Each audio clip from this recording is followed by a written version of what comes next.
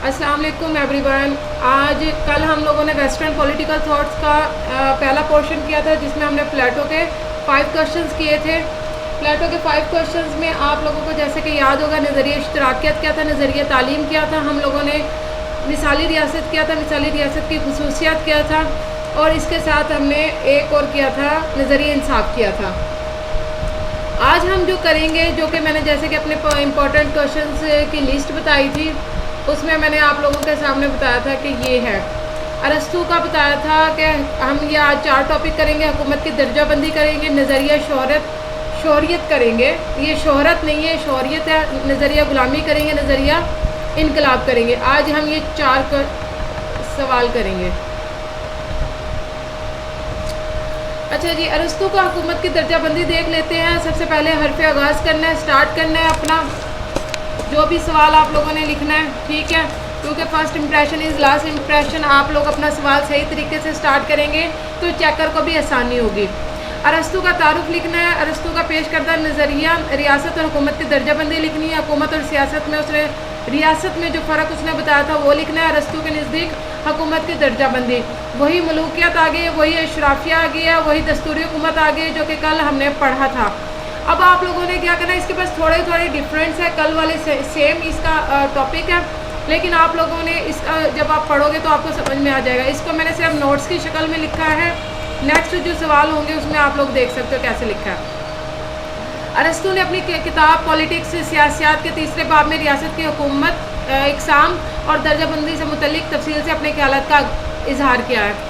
हुकूमत और रियासत में उसने फ़र्क बताया है।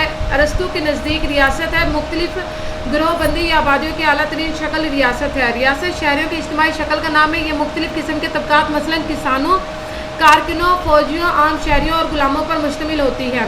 रियासत मुख्तलिफ अफराद के दरमियान इश्तराक है। ये अफराद अपनी तबीयत और आदात के मुताबिक मुश्तरका मकसद हासिल करते हैं, ठीक है। और इसके अलावा इसने हुकूमत के बारे में कहा है कि रियासत अपने नज़म व नस्ब को चलाने के लिए शहरों पर मुश्तमिल कुछ इदारे बनाती हैं, जो कि मजबूरी तौर पर हुकूमत चलाती हैं। अब उसने कहा है कि जो रियासत है ना, वो रियासत क्या है, उसने कहा है कि जो 4 हमने उसके अनासिर पढ़े थे रियासत के, उन अनासिर पर पूरा उतरने वाली रियासत है। उसके अंदर चाहे वो फौजियों पर हो, आम शहरियों पर हो, गुलामी पर हो, उन अफराद की आबादी पर जो मुश्तमिल एक टेरिटरी इलाका होगा वो रियासत होगा। और जबकि हुकूमत क्या होगी, हुकूमत अपनी रियासत को चलाने के लिए ना कुछ इदारे बनाती है, जैसे कि हमारा ब्यूरोक्रेसी का इदारा हो गया, हेल्थ का डिपार्टमेंट हो गया, एजुकेशन का डिपार्टमेंट हो गया। इस तरह ये जो सारे छोटे छोटे डिपार्टमेंट्स हैं, पुलिस डिपार्टमेंट हो गया, इन सारे डिपार्टमेंट्स को मिलाकर जो इदारे बनाए जाते हैं उसको वो हुकूमत कहती हैं। अरस्तू के नज़दीक ये हुकूमत का नज़रिया है। डेफिनेशन है, हुकूमत की तश्कील पैदाइश, दौलत और तादाद की बुनियाद पर होती है। हुकूमत का काम रियासत के मकासद को हासिल करना होता है। हुकूमत की इकसाम देख लेते हैं, वही उसने इकसाम है जो कल वाली हमने पढ़ी है। मलूकियत है मुनार सिस्टम, मुनार के इंग्लिश में बादशाहत को कहते हैं, ठीक है। अब ये देख लेते हैं, मलूकियत वो निज़ाम हुकूमत है जिसमें फ़र्द वाहिद अवामुल नास के फ़ायदे के लिए हुकूमत करता है। वो रियासत के तमाम वसाइल और इख्तियारात का मालिक होता है। जब हुक्मरान अवाम की बजाय ज़ाती मफादात को पेश नज़र रखता है तो ये हुकूमत पुरतशद्दुद निज़ाम यानी कि जाबराना हुकूमत बन जाती है, जिसे टाराइनी हुकूमत भी कहते हैं। ये कल हमने पढ़ा था अफलातून में, अगर किसी को याद हो तो, कि हमने अफलातून में बादशाहत पढ़ी थी। बादशाहत किस चीज़ में तब्दील होती है वो भी हमने उसका रीड किया था। अच्छा, तो इसके अलावा इशराफिया हो गया। इशराफिया आप लोगों को कल मैं बताया था, चंद शरफा के जो हुकूमत बनाते हैं, हुकूमत की वो किस्म जो चंद शरफा या चंद अफराद जो कि रियासत के मुतबरीन होते हैं, उन अफराद पर मुश्तमिल अफराद जो गवर्नमेंट बनाते हैं वो इशराफिया हुकूमत होती है, जो कि सिर्फ लोगों की भलाई के लिए काम करते हैं। अगर ये अपनी ज़ाती मफादात के लिए काम करना शुरू कर दें तो यही हुकूमत चंदसरी हुकूमत में कन्वर्ट हो जाएगी, जाबराना हुकूमत में। दस्तूरी हुकूमत है, वही दस्तूरी हुकूमत को इंग्लिश में देखो पोलाइटी भी कहते हैं, और इसका एक और मीनिंग जमहूरियत है, जो कि कल हमने पढ़ा था। दस्तूरी हुकूमत और जमहूरियत एक ही है। ये वो निज़ाम हुकूमत है जो चंद अफराद की बजाय मुल्क के मुंतखब करदा नुमाइंदों के हाथों में होती है। अवामी नुमाइंदे जब तक अपने फ़राइज़ कौमी मफाद के तहत सर अंजाम देते हैं तो वो दस्तूरी हुकूमत रहती है। मगर जब ये नुमाइंदे ज़ाती मफादात परस्ती का शिकार हो जाते हैं और मुल्क में लूट खसूस का बाजार गर्म कर देते हैं, तो इस सूरत में यह दस्तूरी हुकूमत तब्दील होकर निराजियत में तब्दील हो जाती है। कल हमने यही पढ़ा था, ठीक है। आप लोगों ने यही लिखना है कि पहली जो हुकूमत है वो जब स्टार्ट होती है बादशाहत में, उसके बाद वो किस चीज़ में कन्वर्ट हो जाती है। दूसरी इशराफिया है तो वो कन्वर्ट हो जाती है चंसरी में, और तीसरी है पोलाइटी यानी कि जमहूरियत कह लो इसको या दस्तूरी हुकूमत कह लो, तो ये तब्दील हो जाती है निराजियत में, अनारकी सिस्टम में। अच्छा जी, अरस्तू का पेश करदा नज़रिया हुकूमत की दर्जा बंदी ये देख लेते हैं कि उसको मैंने मैप की शक्ल में लिखा हुआ है। बादशाह मलूकियत वही एक फ़र्द वाहिद है। अगर बादशाह या फ़र्द लोगों की भलाई के लिए काम करेगा तो वो बादशाह होगा, और लेकिन अगर वो छोड़कर अपनी ज़ाती मफाद पूरे करेगा तो फिर ज़ाती मफाद पूरे करेगा तो उसका मतलब है कि वो जाबराना हुकूमत में चला गया। इशराफिया चंद अफराद की हुकूमत है। जब वो अपनी चीज़ें छोड़कर दूसरों लोगों की भलाई छोड़कर अगर अपने ही काम करना शुरू कर देगा तो वो चंसरी हुकूमत में तब्दील हो जाएगी। दस्तूरी हुकूमत अवाम के मुंतखब करदा नुमाइंदे हैं, जब वो ज़ाती मफादात को देखेंगे तो वो निराजियत में तब्दील हो जाएगी। ये सेम सिंपल सा एक इसका हुकूमत का दर्जा बंदी का ये जो है वो सिंपल सा है आप लोगों के सामने। कल जो हुकूमत की दर्जा बंदी हमने 3 डिवाइड किया था, ये उसमें ही है जो इसके उस्ताद ने पेश किया था। अरस्तू इसका शागिर्द है और अफलातून इसका उस्ताद है। अफलातून का उस्ताद सकरात है। 3 थे। आप लोगों को सीरीज़ में याद करोगे तो आप लोगों को ये आसानी से याद हो जाएगा। अब देख लेते हैं अरस्तू का नज़रिया शोहरियत।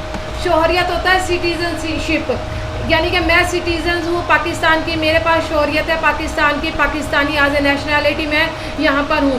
जो जहाँ पर पैदा होता है उसकी नेशनैलिटी होती है, लेकिन अरस्तू के नज़दीक शोहरियत की तारीफ़ कुछ और थी और उसने उसके लिए कुछ शरायत भी उस वक्त बताई थी कि ये शरायत होंगी तो आपको शोहरियत यानी कि नेशनैलिटी मिल सकती है, अदरवाइज़ आपको उस रियासत की नेशनैलिटी नहीं मिल सकती। देख लेते हैं अरस्तू का नज़रिया शोहरियत है। उसने सियासत पॉलिटिक्स के 3रे बाब में शोहरियत के बारे में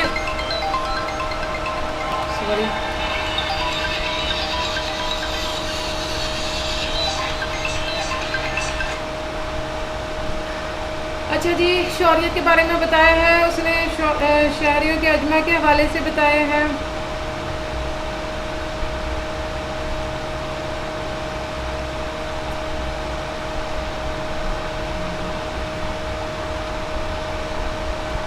अच्छा जी, तो उसने शहरियों की तारीफ़ बताई है। शहरियों के जो लोगों की शहरियों की इज्तिमा का नाम है, वो कहता है ना तो रियासत में सुकूनत रखने वाले यानी कि उसमें रहने वाले, ना किसी शहरी की औलाद होने की वजह से किसी शख्स को शोहरियत का हक़ मिलता है। हमारे अब्बू की वजह से हमें ये पाकिस्तान की नेशनैलिटी मिल गई है, लेकिन उसने कहा है कि किसी की औलाद को ये नेशनैलिटी नहीं मिल सकती इस तरह।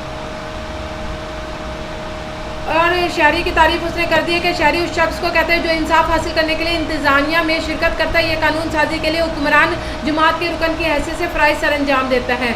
शहरी वो शख्स था जो रियासत के कामों में हिस्सा लेता है। इस असूल का इतलाक़ सिर्फ जमहूरियत पर होता है। शहरियत के लिए शरायत उसने बयान कर दी है।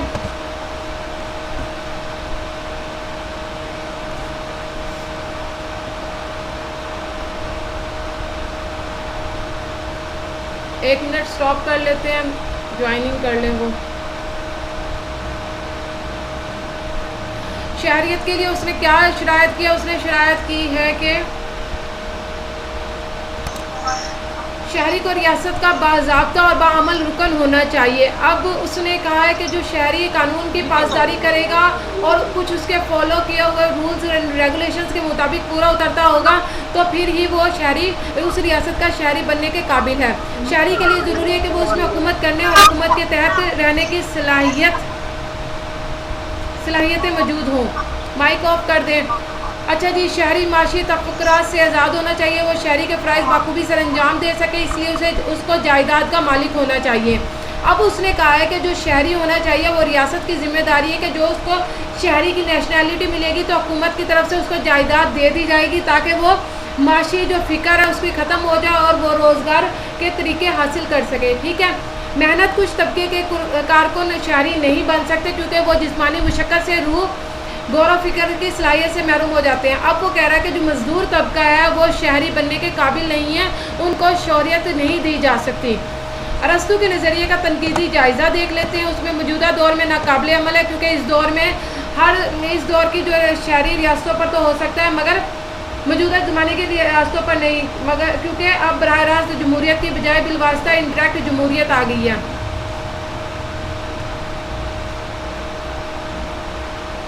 میری آواز کلیئر نہیں آ رہی. ہاں جی, کس کو میری آواز کلیئر نہیں آ رہی؟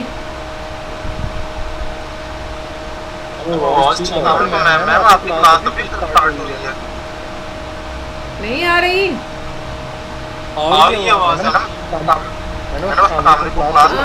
میڈم وائس از کلیئر, ٹھیک ہے, اوکے. میسیجز کریں نا تاکہ مجھے وہاں پتہ چلے. اور یہ جس کو میرا خیال ہے رضیہ ہے, آئی تھنک یہ تو رضیہ بیٹا آپ نا مائک اپنا اس کے ساتھ اٹیچ کریں گے, آپ اس کو میوٹ کر کے ان میوٹ کریں گے نا تو آٹومیٹکلی میری آواز آنی شروع ہو جائے گی. میں نے بھی سیٹنگ سیکھی ہے, آپ لوگ بھی سیٹنگ سیکھ لیں کلاس لینے کی.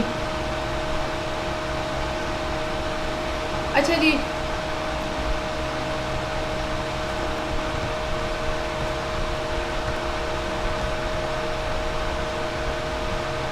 نہیں راہل صاحب, کلاس سٹارٹ ہوئے 15-20 منٹ ہو چکے ہیں. آپ ابھی میوٹ میں رہیں تو زیادہ بہتر ہے, اس کے بعد دیکھتے ہیں. پچھلا ریوائز کروا دوں گی. نیکسٹ. خیر, موجودہ دور میں ناقابل عمل ہے قانون سازی کے فرائض دیکھ لیتے ہیں. ارسطو کا شہری ہے قانون ساز اور جوری کا رکن ہونا ضروری ہے. اب جو عدلیہ میں ہوگا, جو عدالتی مطلب جو آئین وغیرہ میں شامل ہوگا جو شخص, وہی شوریت کے قابل ہوگا. ادروائز باقی جو عوام ہے وہ شوریت کے قابل نہیں ہے. بے اطمینانی کا احساس ہے. محنت کچھ طبقات شوریت سے خارج کر دیے اس نے, جو کہ بے اطمینانی کا احساس پیدا ہو جاتا ہے. حکومت کا حق عمرہ تک محدود کر دیے ہیں. صرف امیر لوگ ہی حکومت بنانے کے قابل ہیں. اچھا جی, معاشرے کا ایک بڑا حصہ اس نے نظر انداز کر دیا ہے. غلاموں کو, مزدوروں کو, ناجائز دولت رکھنے والوں کو, عورتوں کو, بوڑھوں کو, بچوں کو, اور ان کو شوریت کا حق نہیں دیتا. اس طرح معاشرے کا ایک بڑا حصہ حکومتی کاروبار سے الگ تھلگ ہو جاتا ہے. اس نے صرف 2-4 لوگوں کو ہی شوریت کا دیا تھا. اب یہ دیکھ لے کہ کچھ بھی نہیں ہے شوریت کا. اتنا آسان سا یہ چیپٹر ہے. اور ارسطو نے جو کہا ہے اس نے صرف اتنا ہی کہا ہے کہ جو چار لوگ ہیں وہی شوریت رکھ سکتے ہیں, ادروائز کوئی اور شوریت نہیں, کسی کو بھی نیشنلٹی نہیں مل سکتی. اس کی جو 4 شرائط تھی بس وہ آپ یاد رکھیں. یہ جو 4 شرائط میں سامنے سرکلز میں لکھی ہوئی ہے, صرف آپ کو یہ 4 یاد کرنے کی ضرورت ہے. اس کے علاوہ اور کچھ یاد کرنے کی ضرورت نہیں اس کے اندر. باقی آپ اس پہ تنقید آپ آرام سے کر سکتے ہو. اس کا جو سب سے زیادہ امپورٹنٹ جو ٹاپک ہے وہ ارسطو کا نظریہ غلامی ہے. اب غلامی کیا تھی ہمارے لیے, یہ غلامی کا ایک کنسیپٹ ہے وہ بہت ہی ویئرڈ قسم کا ہے. ہم اس کو برا سمجھتے ہیں, لیکن اس نے حکومت کی, ارسطو نے اپنے دور میں حکومت کا پسندیدہ ہونے کے لیے ایک نظریہ پیش کیا. اور اس نے جو غلاموں کو نا وہ باقاعدہ رجسٹرڈ کروا دیا تھا, باقاعدہ اس کی کمپنی بنا دی تھی, باقاعدہ اس کا ایک ادارہ بنوا دیا تھا. اس دور میں اس نے کہا تھا جو یہ غلام رکھنا انلیگل نہیں ہے بلکہ لیگل ہے. آپ غلام رکھو گے تو آپ کا حکومت چل سکے گی, اور آپ کے گھر کے کام کرنے کے لیے غلام ہونا بے حد ضروری ہے. اب دیکھ لیتے ہیں ارسطو کا نظریہ غلامی کی. اس نے تعریف کی ہے کہ ان لوگوں کو غلام بنایا جا سکتا ہے. غلاموں کی اقسام بتائی ہے. غلامی کے حق میں جو ارسطو نے دلائل دیے ہیں. انسانوں کے درمیان عدم مساوات, غلام گھر کی زندگی کی ضرورت ہے, غلام ایک فطری تقاضا ہے, غلامی نظام حکومت کا ایک حصہ ہے, غلام کی شخصیت کا نکھار. ارسطو کا نظریہ غلامی کی خامیاں, طبقاتی تسکین انسانی اقدار کے خلاف ہے, نسلی تعصب ہے, وراثتی غلامی ہے, طوائف الملوکی کا خطرہ, ارسطو کی بزدلی. حاصل کلام. اب دیکھ لیتے ہیں اس کا حرف آغاز دیکھ لیتے ہیں. یہ میں نے پوائنٹ شیئر بھی کیا ہوا ہے. بابائے سیاست ارسطو غلامی کو ناجائز تصور نہیں کرتا, وہ اسے جائز اور مناسب قرار دیتا ہے. ارسطو کے نزدیک غلاموں کی موجودگی کے بغیر خاندانی نظام کیا برقرار رہنا ممکن نہیں. وہ غلاموں کو خاندان کے اندر جاندار آلات کی حیثیت دیتا ہے. اس کے نزدیک ریاست کے وجود کو برقرار رکھنے اور اس کا انتظام چلانے کے لیے غلاموں کا ہونا بے حد ضروری ہے. ارسطو کا تعارف دیکھ لیتے ہیں. ارسطو افلاطون کا شاگرد تھا اور افلاطون کی درس گاہ سے کافی عرصے تک وابستہ رہا تھا. عظیم یونانی فلسفی اور بابائی سیاست ارسطو 386 میں پیدا ہوا. ارسطو کو بچپن سے ہی علم حیوانات میں دلچسپی تھی, مگر اس کے فادر اس کو ایک طبیب بنانا چاہتے تھے کیونکہ وہ خود بھی ایک شاہی طبیب تھا. افلاطون کے بعد ارسطو 12 سال تک مختلف شہروں اور علاقوں کی خاک چھانتا رہا اور اپنے نظریات کو ترتیب دیتا رہا. اس کے بعد وہ مقدونیہ کے شہزادے سکندر کی تعلیم و تربیت میں مصروف ہو گیا. سکندر نے 18 سال تک ارسطو سے تعلیم حاصل کی اور پھر اس نے ایک اپنی ذاتی اکیڈمی بنا لی تھی جس کا نام لائسم تھا. ارسطو نے اپنی زندگی میں مختلف علوم مثلاً منطق, اخلاقیات, سیاست, معبد الطبیعت, हयातियात, नफ्सियात, शायरी और उलूमुल कलाम पर तकरीबन 400 कुतुब लिखी। अरस्तू अगरचे अफलातून का सबसे मुमताज़ शागिर्द था, मगर उसके ने अपने सियासी अफकार अपने उस्ताद से काफ़ी मुख्तलिफ थे। वो एक हकीकत पसंद शख्स था। मैंने ये इसलिए पढ़ा है आप लोगों के सामने अरस्तू का ये तारुफ, क्योंकि मैंने पहले वाले 2 पॉइंट्स में 2 जो सवाल थे उसमें ये अरस्तू का तारुफ इंट्रोड्यूस नहीं लिखा हुआ था। आप लोगों ने ये इंट्रोड्यूस एक ही याद करना और बाकी किसी भी सवाल में आप इसको ईजिली लिख सकते हो। अरस्तू का नज़रिया गुलामी देख लेते हैं। अरस्तू का नज़रिया गुलामी वाहिद नज़रिया है जिसमें पहली बार अरस्तू ने गुलामी को जायज़ साबित करने की कोशिश की है।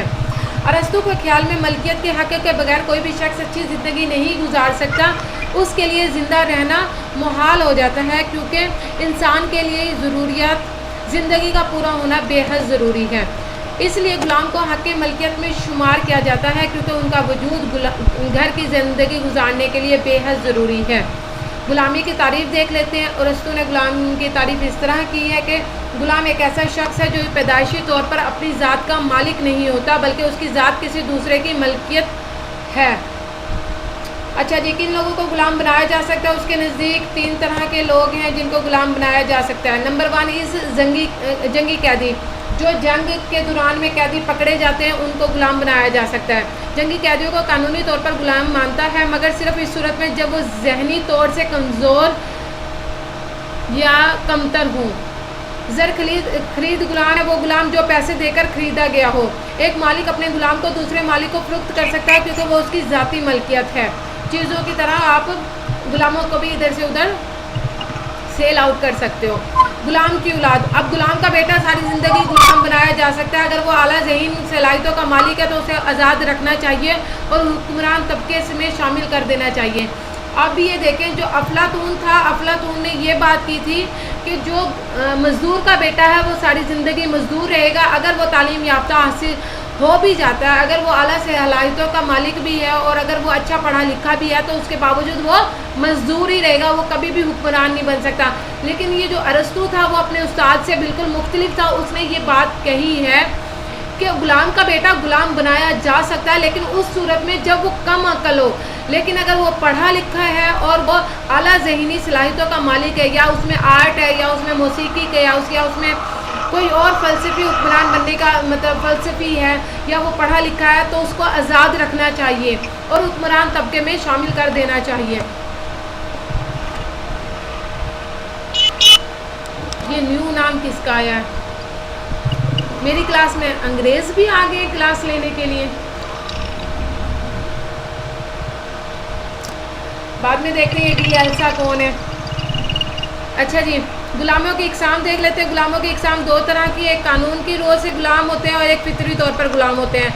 नज़रिया गुलामी के हक़ में अरस्तू ने दलाइल दिए हैं। अरस्तू वो पहला यूनानी फ़लसफ़ी था जिसने गुलामी को जायज़ साबित करने की कोशिश की। उसने दलाइल दिए हैं कि इंसान के दरमियान अदम मसावत। अरस्तू कहता है कि इंसान एक दूसरे से जिस्मानी और ज़हनी तौर पर मुख्तलिफ होते हैं। ज़हनी तौर पर अफराद दूसरों पर गलबा पाकर उनको अपना गुलाम बना लेते हैं, जबकि ज़हनी तौर पर कमज़ोर मगर जिस्मानी मजबूत लोग मेहनत कुश बन जाते हैं। अब उसने 2 तरह के कहा है कि जो जिस्मानी तौर पर ज़्यादा मजबूत होगा और वो मेहनत कुश बन जाएगा, और जो ज़हनी तौर से आला होगा और जो ज़हनी तौर से कमतर होगा, जो आला होगा वो कमतर को अपना गुलाम बना लेगा।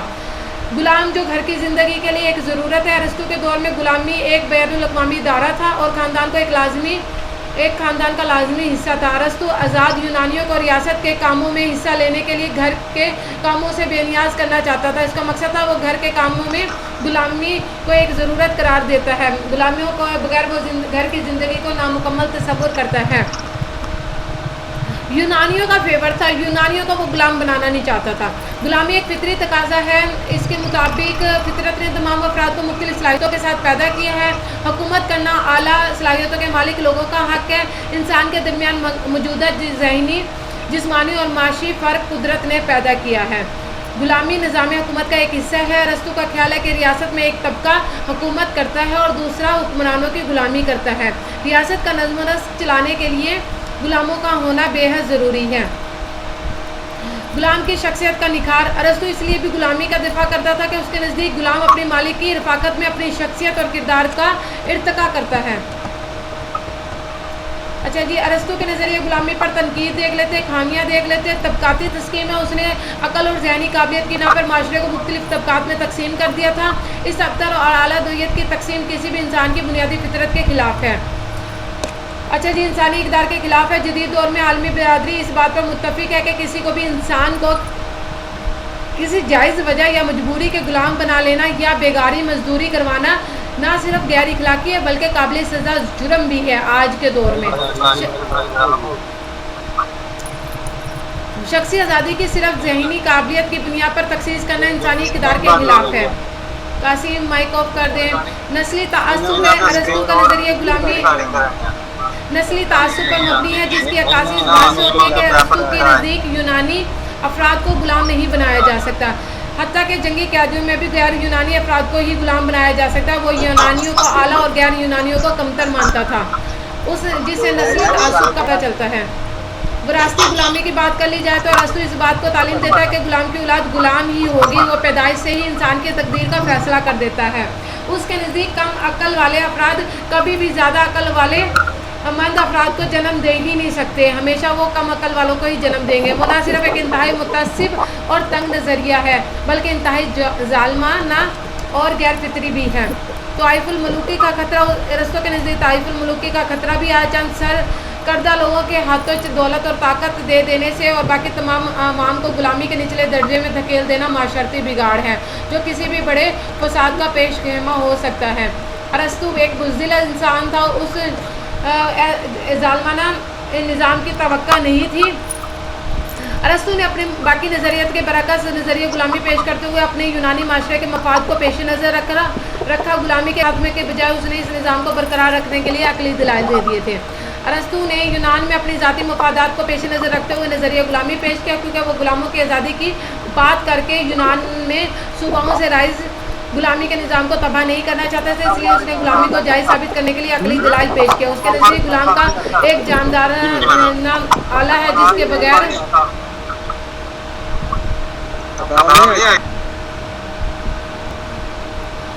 کے بغیر گھریلو زندگی ادھوری ہے اور ریاست کے وجود کو برقرار رکھنا اور اس کے انتظام چلانے کے لیے غلاموں کا ہونا بے حد ضروری ہے۔ اس وقت معاشرے میں جو بھی کم عقل اور کم فہم ہوگا وہ اعلیٰ صلاحیتوں کے مالک افراد کی غلامی میں چلا جائے گا، کیونکہ وہ فطری طور پر غلام بننے کے ہی قابل ہے۔ آج کے متمدن اور مہذب دنیا میں شخصی آزادی کی صرف ذہنی قابلیت کی بنا پر تخصیص کرنا معیوب مانا جاتا ہے، اس لیے ارسطو کا نظریہ غلامی آج کے دور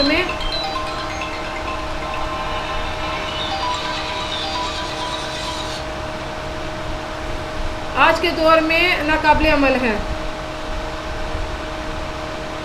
اچھا، میں نے نا اسٹیٹس بھی لگا دیا ہے کہ اس وقت کلاس چل رہی ہے اور پھر بھی ہے کہ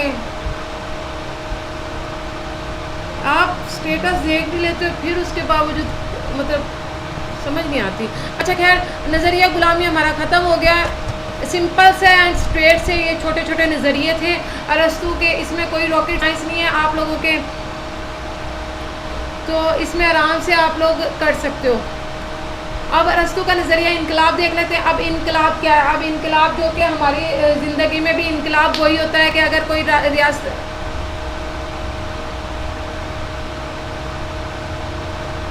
10 منٹ میں میٹنگ ختم ہو جائیں گی آپ کی، اوکے 10 منٹ۔ اب نظریہ انقلاب دیکھ لیتے ہیں۔ انقلاب کی اقسام بیان کیا، اس نے وجوہات بیان کیا، انقلاب کو روکنے کے طریقے، استحکام دینے کے طریقے، ارسطو کے نظریہ انقلاب۔ حرف آغاز دیکھ لیتے ہیں۔ ارسطو نے اپنی شرح آفاق کتاب سیاسیات پولیٹکس میں انقلاب کے بارے میں حیران کن معلومات فراہم کی ہے۔ اس نے اس انقلاب کی تعریف، اقسام، اس کی وجوہات اور انقلاب کو روکنے کے طریقوں پر جامع روشنی ڈالی ہے۔ ارسطو نے نظریہ انقلاب پیش کرتے ہوئے کسی بھی پہلو کو نظر انداز کیا، جس کی وجہ سے نظریہ اس حد تک مکمل، جامع، بامعنی اور اہمیت کا حامل ہے کہ اس پر تنقید کی کوئی بھی گنجائش نہیں ہے۔ ارسطو کا نظریہ انقلاب اس نے اپنی بک میں لکھا ہے، اس کے نزدیک ریاست کے اقتدار میں ہونے والی کوئی بھی تبدیلی انقلاب ہے۔ اس کی خصوصیات دیکھ لیتے ہیں۔ انقلاب سے مراد اقتدار میں تبدیلی ہے، خواہ وہ آئینی ہو یا غیر آئینی ہو۔ اقتدار میں خواہ معمولی ہو یا غیر معمولی تبدیلی انقلاب ہی کہلائے گی۔ نوعیت اور درجات میں اگرچہ فرق ہو پھر بھی تبدیلی انقلاب ہی ہوگی۔ انقلاب کا مقصد محض اقتدار پر قبضہ بھی ہو سکتا ہے۔ आईनी तब्दीली भी इनकलाब का मकसद हो सकता है। किसी भी मखसूस इदारे के खिलाफ इनकलाब भी हो सकता है। इनकलाब की वजह हर हाल में दस्तूर में कोई खामी होगी तभी इनकलाब होता है। इनकलाब की 8 इकसाम की है। मुकम्मल इनकलाब होता है, नामुकम्मल इनकलाब होता है, खूनी इनकलाब होता है, आइनी इनकलाब होता है, शख्सी इनकलाब होता है, गैर शख्सी होता है, तबकाती होता है और बेमकसद इनकलाब होता है। अब मुकम्मल इनकलाब कौन सा होता है? मुकम्मल इनकलाब जो कि मशरती ज़िंदगी जिसके तमाम निज़ाम उसके पीछे कार फरमा अमामिल को बदल कर रख दे, तमाम माशरे को बदल कर रख दे, उसको मुकम्मल इनकलाब कहते हैं। उसमें मुनज़्ज़र तब्दीलियाँ आ सकती है, सियासी निज़ाम भी तब्दील हो सकता है, उसके इदारे की भी तब्दीली हो सकती है, माशी निज़ाम भी तब्दील हो सकता है, तालीमी निज़ाम मुकम्मल का तब्दील हो सकता है, अमूमी माशरती तंजीम में तब्दीली हो सकती है, सियासी इक़्तिदार में मुकम्मल तब्दीली हो सकती है। नामुकम्मल इनकलाब वो इनकलाब है जो कि मुकम्मल तब्दीली ज़ाहिर नहीं करता, या फिर सिर्फ चंद निज़ाम तब्दील होगा या फिर हुक्मरान तब्दील हो जाएगा, बाकी पूरा निज़ाम वैसा का वैसा चलता रहेगा, इसलिए इसको नामुकम्मल इनकलाब कहा जाता है। खूनी इनकलाब से मुराद वो इनकलाब है जिसमें कत्ल व गारत हो, खून खराबा हो, वो खूनी इनकलाब होता है। इसमें सिर्फ और सिर्फ ज़्यादा कुछ नहीं होता, इसमें खून खराबा होता है। आइनी इनकलाब वो होता है जो पुरअमन तरीके से आइनी तरीक़ेकार के तहत हुकूमती टोले से इक़्तिदार हासिल कर लेता है। इसके अलावा इनकलाबी अफराद असम्बली के अंदर भी आइनी तरीक़ेकार के तहत कोई बहरान पैदा किए बगैर इक़्तिदार हासिल कर लेते हैं। आइन के ज़ेरे असर रहते हुए इनकलाब बर्पा करना। शख्सी इनकलाब होता है जो एक शख्स करता है, जैसे मुक़्तदर आला या बरसर इक़्तिदार गिरोह को तब्दील कर दे, वो शख्सी इनकलाब हो गया। गैर शख्सी इनकलाब वो है जिसमें इनकलाबियों के पेश नज़र सिर्फ मुक़्तदर आला को हटाना या हुकूमत का खात्मा नहीं बल्कि सियासी निज़ाम के क़वाइद और ज़वाबित के मुखालफत होते हैं, उनका तब्दील करने के दरपे पे होते हैं। तबकाती इनकलाब देख लेते हैं। तबकाती में जो कि बरसर इक़्तिदार तबकात की तब्दीली पर मुनहसर होते हैं। बेमकसद इनकलाब हो गया। अरस्तू के नज़दीक कुछ इनकलाब बेमकसद होते हैं जिसमें सिर्फ और सिर्फ अपनी तकरीरों के ज़रिए लोगों की हुकूमत के खिलाफ भड़काना होता है और हुकूमत के खिलाफ गलत फहमियों को पैदा करना होता है, नफरत पैदा करना होता है। इसकी वजूहात देख लेते हैं। इसकी वजूहात 3 तरह की हैं। इनकलाबात की आम वजूहात होती है, ख़ास वजूहात होती है और मखसूस रियासतों के अंदर इनकलाब की वजूहात मुख्तलिफ होती है। आम वजूहात में अदम मसावत होती है, मसावत बिल्कुल ना होने के बराबर होती है, माशी नामवारियाँ होती हैं, सियासी जानिबदारी होती है, जुल्म सितम होते हैं, सिर्फ अपने ही रिश्तेदारों को वो सियासत में शामिल करते हैं। माशी नामवारियाँ के सियासी हो गया। इंतहा पसंद नज़रियात सामने आ जाते हैं, ना अहल अफराद का तकर्रुर कर दिया जाए तो फिर ही आम ये वजूहात हैं। ख़ास वजूहात की बात कर लेते हैं तो गैर मुल्कियों की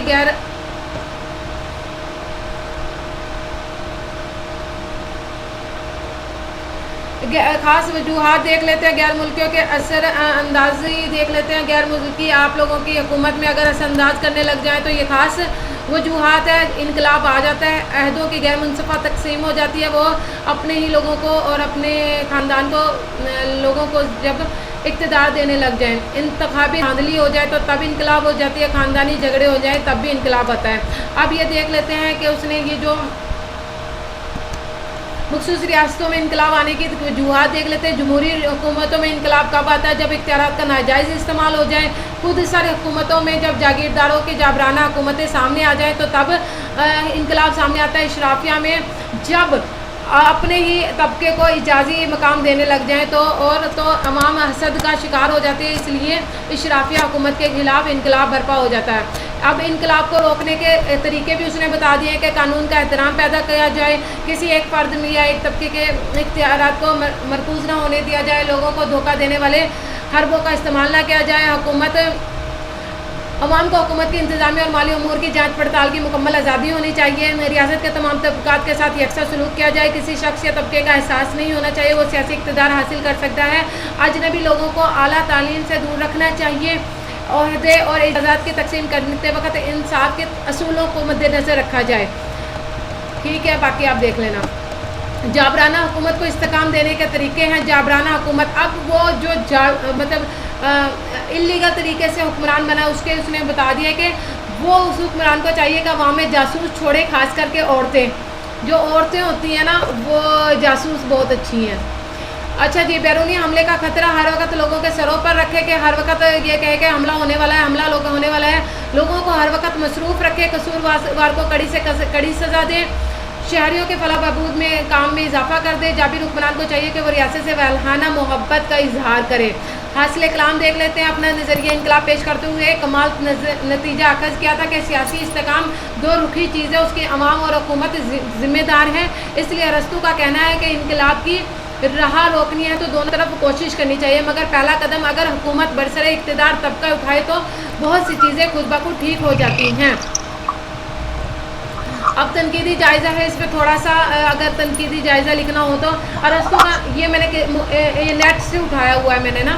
ارسطو کا نظریہ انقلاب انتہائی سائنسی بنیادوں پر ہے. اس نظریے کی خوبی یہ ہے کہ ہزاروں سال گزرنے کے باوجود بھی یہ دنیا میں موجود ریاستوں کے استحکام کے لیے مشعل رہا ہے.